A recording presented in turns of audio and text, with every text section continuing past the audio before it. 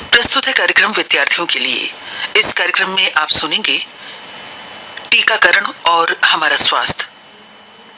इस विषय पर बता रहे हैं सुशील कुमार। नमस्कार बच्चों, आज हम बात करेंगे वैक्सीनेशन अर्थात टीकाकरण की। आपने देखा होगा बचपन से लेकर अभी तक कई सारी बीमारियों के विरुद्ध हमारे शरीर में प्रतिरक्षा उत्पन्न हुई। यह सब संभव हुआ टीकाकरण के द्वारा अर्थात वैक्सीनेशन के द्वारा। अब सवाल उठता होगा कि टीकाकरण में क्या होता है। टीकाकरण में किसी रोगजनक अर्थात पैथोजन को निष्क्रिय करके अथवा उसके किसी भाग को शरीर में प्रवेश करवाकर उस पैथोजन के विरुद्ध प्रतिरक्षा अर्थात इम्यूनिटी उत्पन्न की जाती है। जब किसी निष्क्रिय रोगजनक पैथोजन अथवा उसके किसी भाग को शरीर में प्रवेश करवाया जाता है तो शरीर में स्मृति कोशिकाएं अर्थात मेमोरी सेल्स का निर्माण हो जाता है।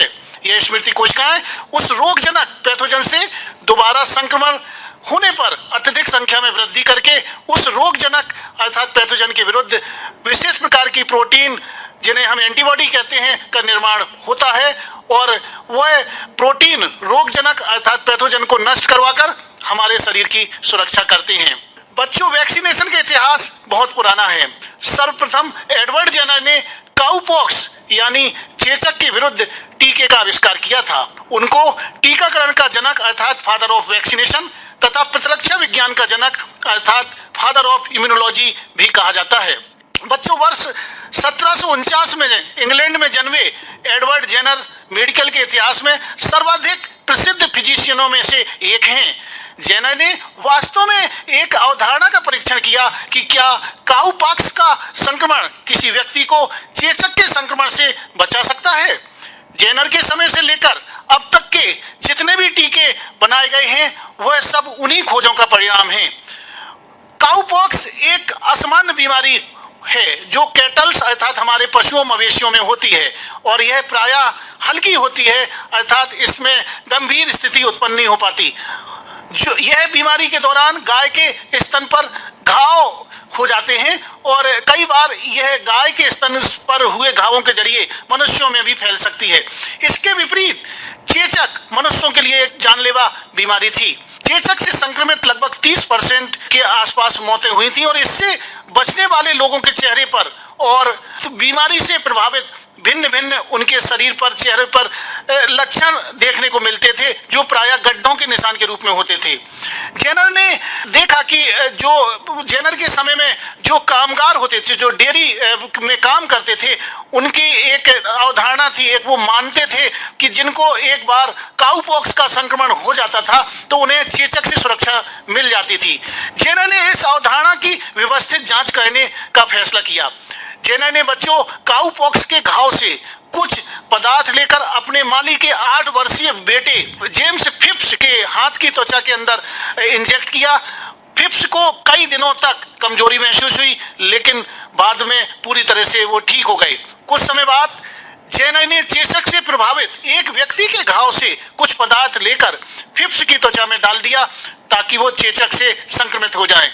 जेनर ने देखा कि फिप्स को चेचक वायरस से संक्रमित करने पर भी फिप्स को चेचक के कोई लक्षण नहीं प्रकट हुए। जेनर ने अन्य लोगों पर भी यह जांच दोहराई और यह सारे जो उन्होंने ऑब्जर्वेशन अपनी खोजों के रूप में प्रकाशित किए और यहीं से वैक्सीनेशन विज्ञान का उद्भव हुआ। बच्चों, आप क्या जानते होंगे कि वैक्सीन एक लैटिन वर्ड है जिसका अर्थ होता है काऊ, अर्थात वैक्सीन शब्द की उत्पत्ति वैका से हुई है। विश्व स्वास्थ्य संगठन के अनुसार वैक्सीन चिकित्सीय दुनिया की सबसे बड़ी खोज है जिससे हर साल करीब 30 लाख लोगों की जान बच पाती है। आइए बच्चों, अब हम आपको बताते हैं कि टीके अर्थात वैक्सीन कितने प्रकार की होती हैं। टीकों को मुख्यतः बच्चों 3 भागों में विभक्त किया जाता है, लेकिन वर्तमान में आप देख पाएंगे कि लगभग 5 प्रकार के टीके हमारे जो चिकित्सीय क्रम में देखने को मिलते हैं, जिनमें कि पहले टीके हैं जिन्हें हम जीवित दुर्बलित टीके अर्थात लाइव एटेन्यूएटेड वैक्सीन कहते हैं। दूसरे टीके जिन्हें हम निष्क्रिय जीव टीके या मरे हुए जीवों के टीके जिन्हें हम किल्ड वैक्सीन भी कहते हैं। अविष टीके जिन्हें हम टॉक्सॉइड वैक्सीन कहते हैं और संयुग्मी टीके जिन्हें हम कंजुगेटेड वैक्सीन कहते हैं, और जो अभी बिल्कुल मॉडर्न टीके जो हमें और आपको देखने को मिल रहे हैं उन्हें हम अभियांत्रिकी टीके अर्थात इंजीनियर्ड वैक्सीन कहते हैं। सबसे पहले हम आपको जीवित दुर्बलित टीके अर्थात लाइव एटेन्यूएटेड वैक्सीन के बारे में बताना चाहेंगे। किसी रोगजनिक जैसे पैथोजन जो भी वायरस हो सकते हैं या बैक्टीरिया को ऊतक संवर्धन अर्थात कल्चर मीडियम के द्वारा उन्हें जंतुओं के भ्रूण जैसे कि चूजे के भ्रूण में कई पीढ़ियों तक संवर्धित अर्थात कल्चर कराया जाता है, जिसके कारण वो है रोगजनक अर्थात पैथोजन की जो पैथोजेनिसिटी होती है, उसकी जो रोग फैलाने की जो क्षमता होती है वो धीरे धीरे उसकी कम हो जाती है। जब इसे मानव में प्रवेश करवाते हैं तो मानव में स्मृति कोशिकाओं अर्थात मेमोरी सेल्स का निर्माण हो जाता है। ये कोशिकाएं उस रोगजनक पैथोजन से हमारी सुरक्षा करती हैं। बच्चों, आपने देखा होगा बहुत सारे टीके जिसे हम खसरा, जो मम्स या गलसुआ या रोटा वायरस की जो वैक्सीन, पोलियो जिसे हम ओरल पोलियो वैक्सीन कहते हैं 2 बूंद की जिंदगी के लिए जो हम और आप लोगों ने बचपन से ली है, या फिर रुबेला या फिर ट्यूबरकुलोसिस के लिए एक वैक्सीन लगाई जाती है जिसे हम BCG वैक्सीन कहते हैं, इस कैटेगरी के अंतर्गत आते हैं। दूसरे प्रकार की वैक्सीन जो बनाई जाती हैं वो निष्क्रिय जीव टीके या मरे हुए जीवों के टीके अर्थात वो किल्ड वैक्सीन कहलाती हैं। इनमें बनाने के दौरान रोगजनक अर्थात पैथोजन को तापमान, रसायन, अल्ट्रावायलेट रे अर्थात परावैंगनी किरणें आदि के द्वारा निष्क्रिय कर दिया जाता है और उसे शरीर में प्रवेश करवाया जाता है। यह निष्क्रिय होने के कारण शरीर में पैथोजन वृद्धि नहीं कर पाते, परंतु उनके विरुद्ध हमारे आपके शरीर में स्मृति कोशिकाएं अर्थात मेमोरी सेल्स बन जाती हैं जो सक्रिय या जीवित रोगजनक अर्थात पैथोजन से हमारी आपकी प्रतिरक्षा करती हैं। बच्चों, यह एक बहुत ही भरोसेमंद तरीका है और बड़े पैमाने पर फैली कई बीमारियों को काबू करने के लिए इस प्रकार के ढंग से वैक्सीन को अपनाया गया है, जिससे कि टाइफाइड, हैजा, rabies, influenza, polio, injectable polio vaccine, काली खांसी, हेपेटाइटिस और टिटनेस जैसी जानलेवा बीमारियों पर प्रभावी उपचार प्राप्त करने में मदद मिली है। बच्चों, तीसरे प्रकार के जो टीके आजकल बनाए जाते हैं वो है अविष टीके अर्थात टॉक्सॉइड वैक्सीन कहलाते हैं। कुछ जीवाणु शरीर में प्रवेश करके हानिकारक रसायनों का निर्माण करते हैं जिनको अविष या टॉक्सॉइड सब्सटेंस कहते हैं, जैसे क्लोस्ट्रीडियम टिटेनोस्पोस्मिन नामक न्यूरोटॉक्सिन का स्राव करता है। अतः इन रोगजनक पैथोजन के विरुद्ध टीकाकरण के लिए उस अविष को शरीर में प्रवेश करवा दिया जाता है, जिससे विरोध स्वरूप शरीर में स्मृति कोशिकाएं मेमोरी सेल्स बन जाती हैं जो प्रतिरक्षा प्रदान करती हैं।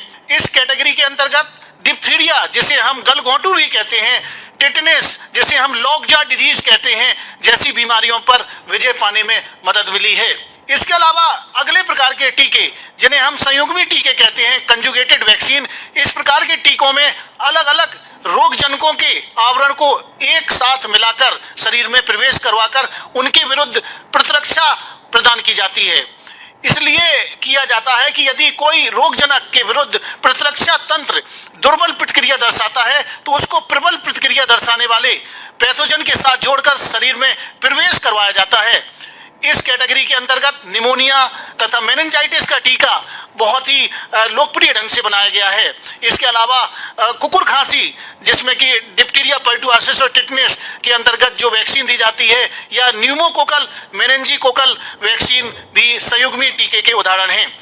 एक और प्रकार के टीके जिन्हें हम यूनिट वैक्सीन कहते हैं, इसमें किसी रोगजनक पैथोजन के केवल एक हिस्से को शरीर में प्रवेश करवाकर उनके विरुद्ध प्रतिरक्षा उत्पन्न की जाती है, जैसे पर्टुसिस अर्थात काली जो कुकुर खांसी की वैक्सीन तथा इन्फ्लुएंजा वैक्सीन।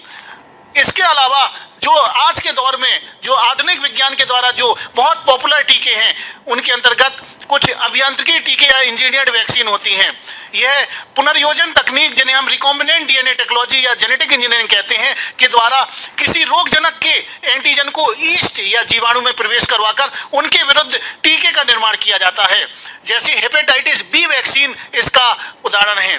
बच्चों, आपने बचपन में देखा होगा कि जब दस्त लगने से बहुत सारे लोगों की मौत मौत हो जाती थी, तब हमारे भारत में Indian council of medical research और भारत बायोटेक ने मिलकर एक बहुत ही अच्छा टीका, जिसे हम रोटा वायरस इन्फेक्शन का टीका कहते हैं, वो बनाया था। ये दुनिया का बहुत सस्ता टीका है और इसकी लगभग कॉस्ट $1 के बराबर होती थी। इसे $1 वैक्सीन भी कहते थे। बच्चों, भारत पूरी दुनिया में वैक्सीन बनाने के क्षेत्र में सिरमौर है। हम पूरी दुनिया को लगभग 50 से 60% वैक्सीन की आपूर्ति करते हैं। हमारे देश में भारत बायोटेक लिमिटेड और सीरम इंस्टीट्यूट ऑफ इंडिया, दो बायोटेक कंपनियां हैं जो विभिन्न टीकों का निर्माण करती हैं, और वो भी ऐसे टीके बनाती हैं जो बहुत सस्ते होते हैं और बहुत अच्छे से कारगर होते हैं।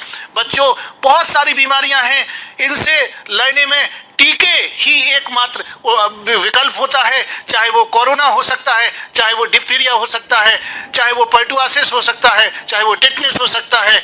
इन सारी बीमारियों के अलावा एक और बीमारी जो रेबीज वायरस के द्वारा फैलती है और जिससे हाइड्रोफोबिया की स्थिति उत्पन्न होती है, वो भी टीके के द्वारा ही सही की जा सकी है। और हमारा और आपका जो आज बेहतर स्वास्थ्य है, वो इस वैक्सीनेशन अर्थात टीकाकरण के कारण ही संभव हो सका है।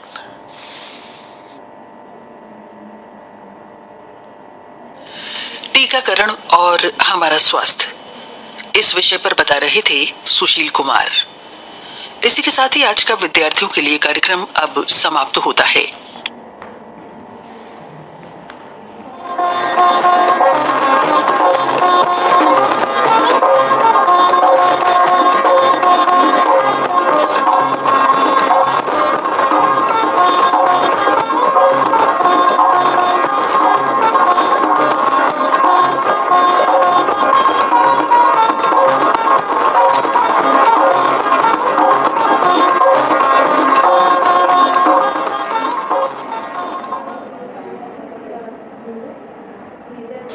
मन की बात, प्रधानमंत्री आकाशवाणी पर। मेरी मन की बात के संबंध में अगर आप कुछ कहना चाहते हैं तो आप मन की बात आकाशवाणी संसद मार्ग नई दिल्ली अगर चिट्ठी भी भेज देंगे और कुछ सुझाव देंगे, वो जरूर मुझ तक पहुंच जाएगा और मैं जरूर उसको गंभीरता से लूंगा।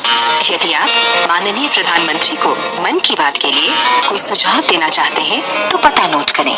मन की बात आकाशवाणी संसद मार्ग नई दिल्ली 110001। मैं आपको निमंत्रण देता हूँ, मेरे मन की बात के लिए आपके मन की बात भी जुड़नी चाहिए। प्रसार भारती के पास है भारतीय संस्कृति की अनमोल धरोहर। इसमें शामिल है शास्त्रीय संगीत,